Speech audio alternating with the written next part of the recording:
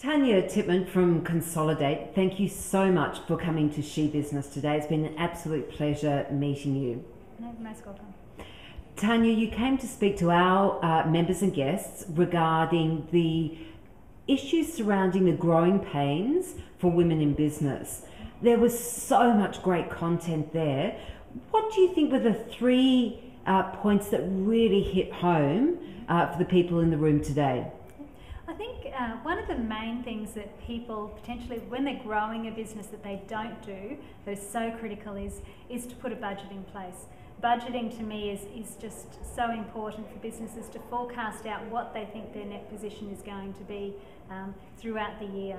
And in terms of putting that budget in place, I think the other thing that businesses forget to do is actually get regular monthly financial information. So getting a profit and loss and a balance sheet, understanding and talking to their accountant about what those reports actually mean, measuring them against the budget, but doing that on a monthly basis is just so critical. And typically businesses won't do it until a BAS forces their hand and they have to do it on a quarterly basis, or it might be at the end of financial year when they do their tax return. I thought that was really interesting, in fact, Tanya, that most of the action items from today were around making sure they ask their accountant for information, and that's just not happening, is it? No, it isn't, and it is quite typical of businesses when they start out. It's probably the thing that they think it only gets done at tax time. So to have that information on a regular basis just means they can take action when they need to. And the third point?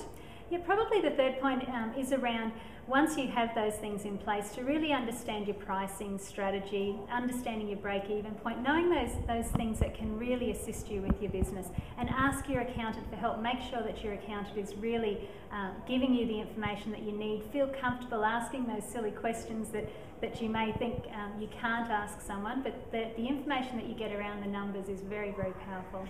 Do you think there's a room for improvement between the accountant and client in their relationship? Because there seems to be some resistance. It's like going to the headmaster, and there's a feeling of resistance about business people going to their accountant for that information. Yeah, I think it is just so important to have a good relationship with your accountant or financial advisor. You need to be comfortable. You probably need to interview a few people before you decide on who you want to use. And make sure that you feel so comfortable in asking those questions and getting the information that you need on a regular basis. Yeah, great tip. Tanya, it's the first time that you've been to a She Business lunch. What was your impression of what we're up to here? Look, I think it was just a fabulous group of people. They're all very, very motivated. Everyone, I love the end of the meeting where everyone is putting their action points forward and actually making some commitment and accountability around delivering those things come the next meeting. So just a really great structure. Certainly one of the best I've seen in the networking groups. That's beautiful. Tanya, look, I know how important and valuable your time is, and for you to come to Sydney from Brisbane to be here at She Business, I acknowledge you for and thank you for, and it's been an absolute pleasure. No, thank you very much.